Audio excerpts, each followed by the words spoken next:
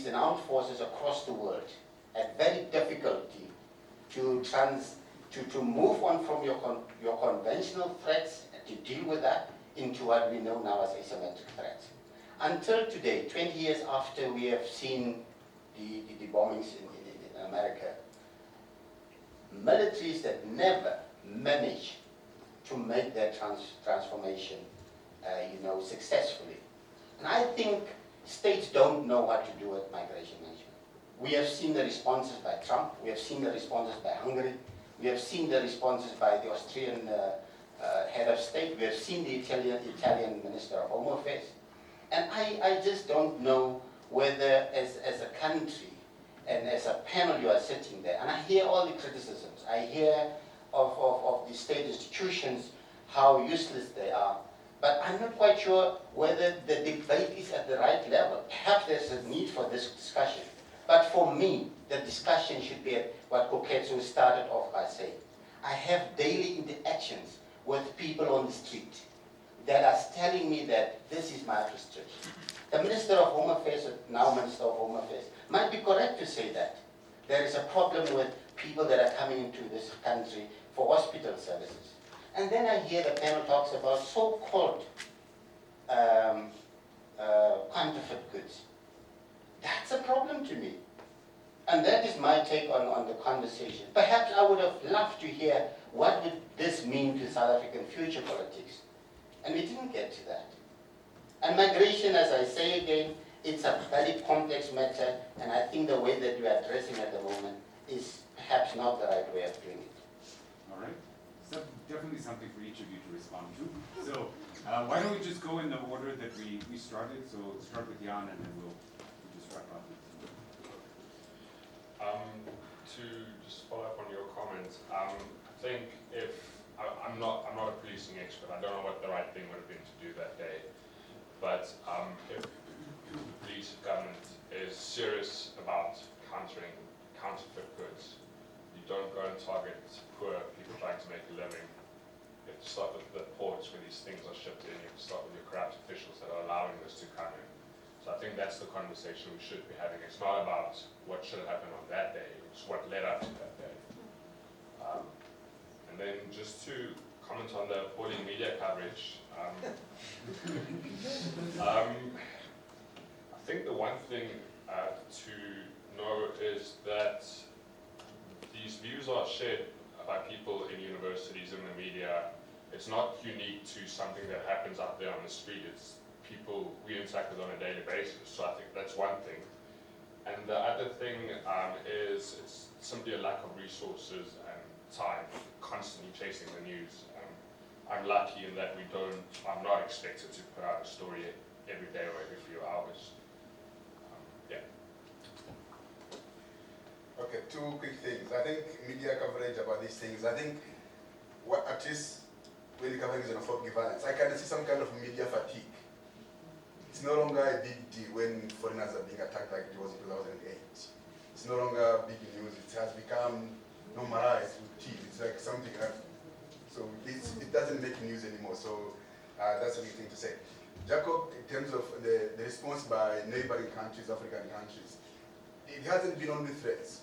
There's been instances where actually they took action. In Mozambique, remember the South African truck drivers were attacked, they prevented from getting into Mozambique.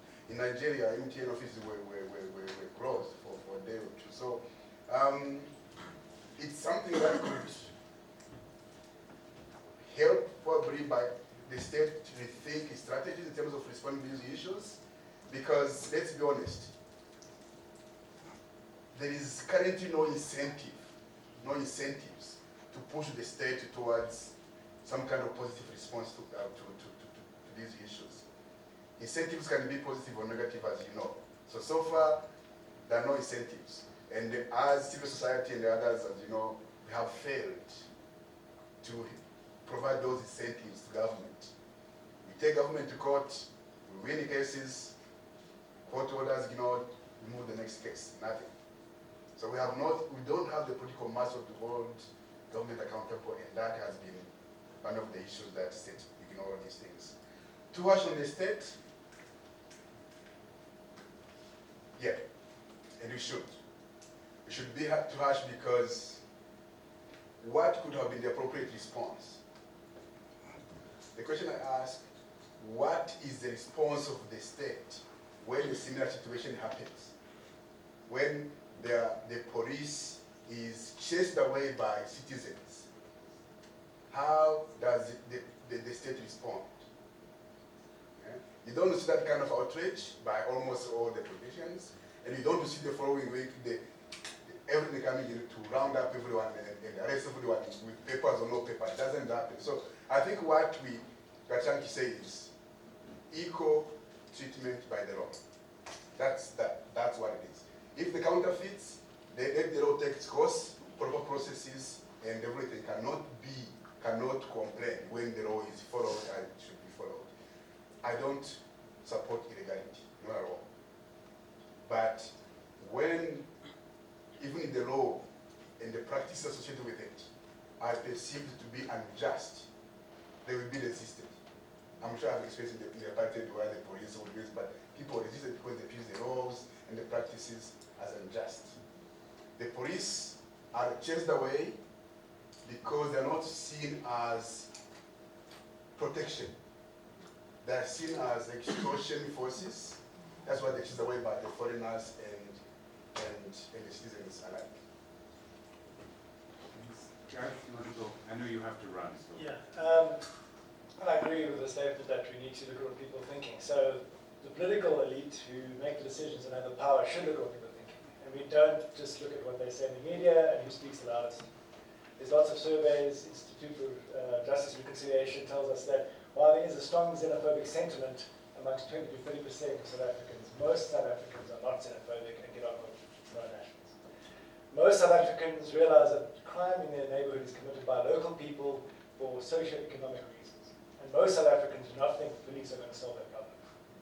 So if we listen to the statistics or we look at the surveys, we look at the research, and we respond to those needs, growing jobs, proper investment, end corruption, then the political elite will have a much stronger society and we won't have this kind of violence. Why do we need to have complex systems for managing borders that are completely porous? Why don't we just say, if you arrive at the border, we're going to take your fingerprints and photograph and give you a 3-month visa, and it's going to take you an hour to get renewed. Then we'll know exactly how many people are in this country. Then we can plan for our hospitals and schools. And you'll find suddenly that we'll have detailed statistics that show that most people in South Africa are not foreign nationals.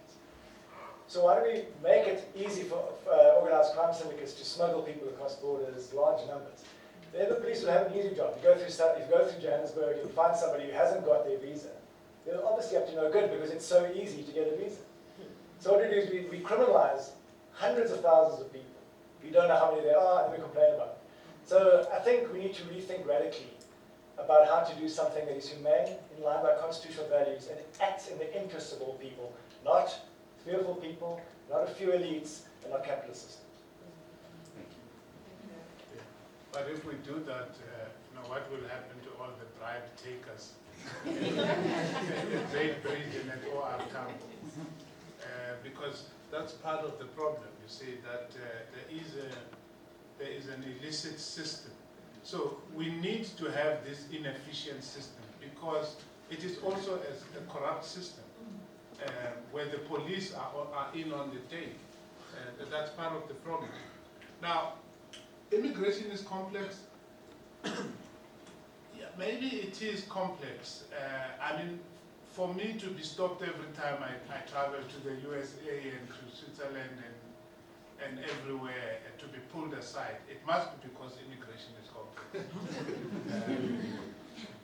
But there are people for whom immigration is not complex. They can travel virtually anywhere in the world, and they are able to get the visas very quickly. So, and to build on what you have just said now, why do we look at immigration as a problem? Why don't we look at the influx and the mobility of people across as a plus, as an economic injection, rather than as a burden? Why don't we change the way we think about the human beings who are traveling around the world and moving around the world in search of economic opportunity and educational opportunity?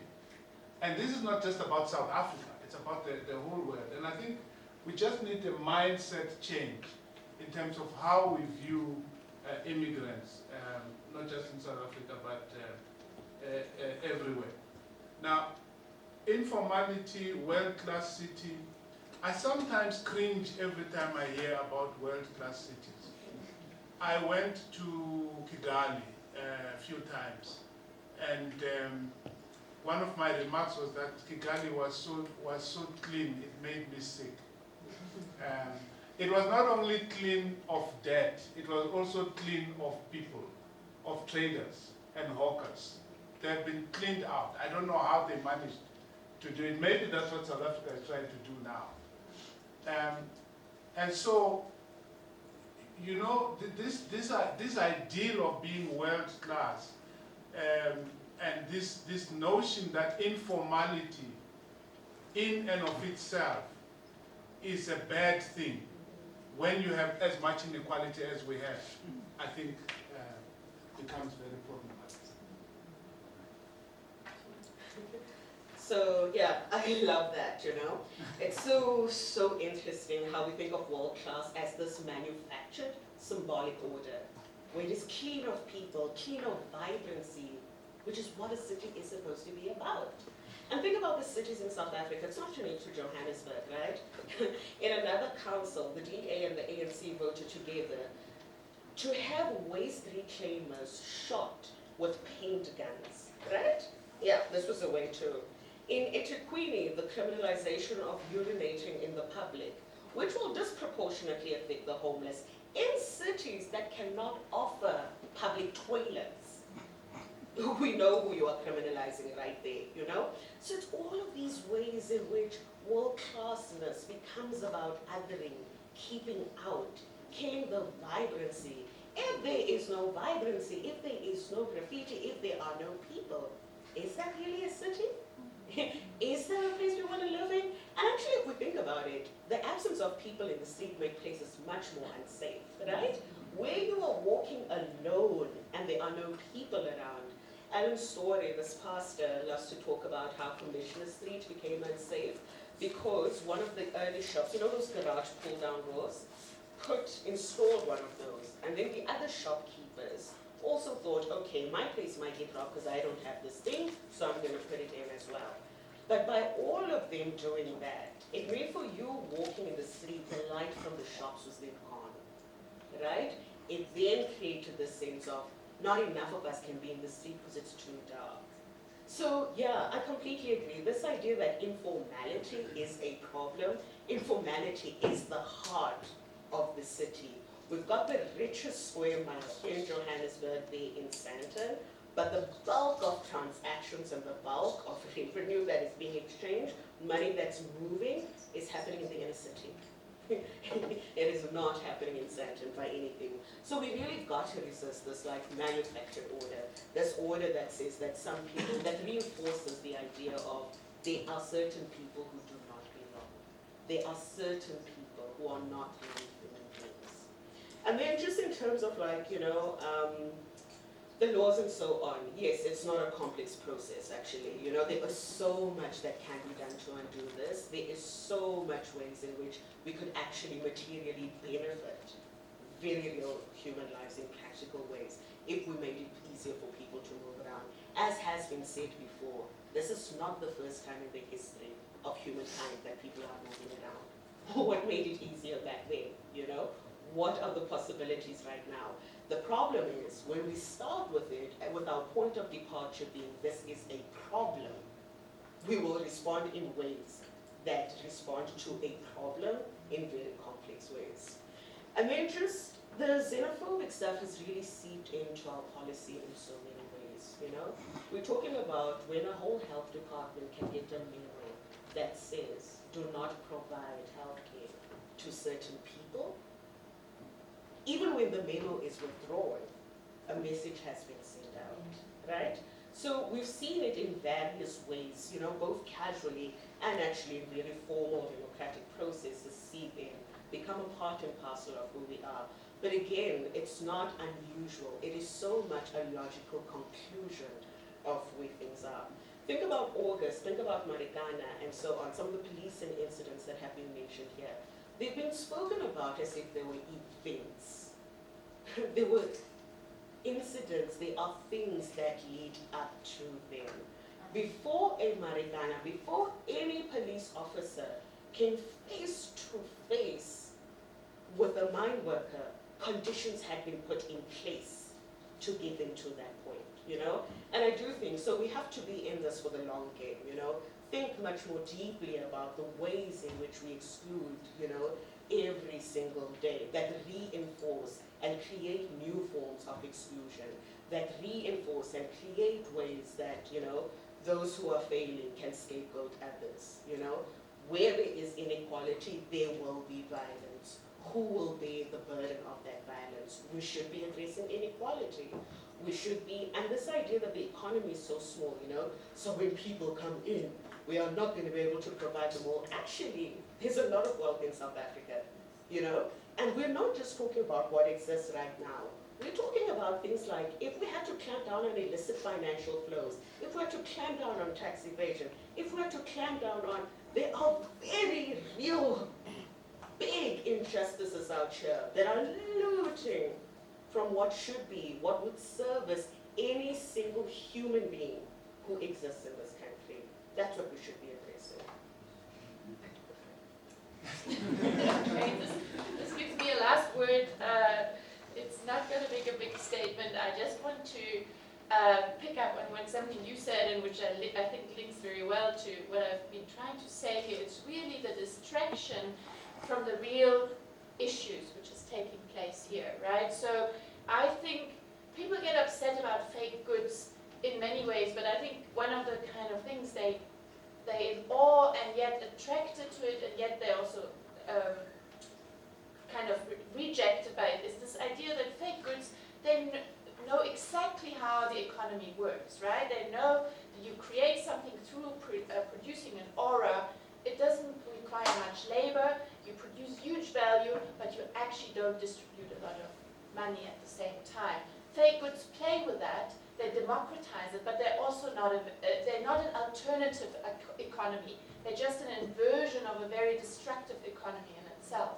People go for that because it's available. They go for the fake. They go for that kind of criticism of that economy instead of going for a criticism of a different economy, which is then embedded in the kind of statehood we see every day and which is indeed protected by the police. And yet the police is complicit, pointing people in the direction of these fake goods. So it's this distraction, it's this scapegoating which is going on, which I think is really problematic in this whole setup.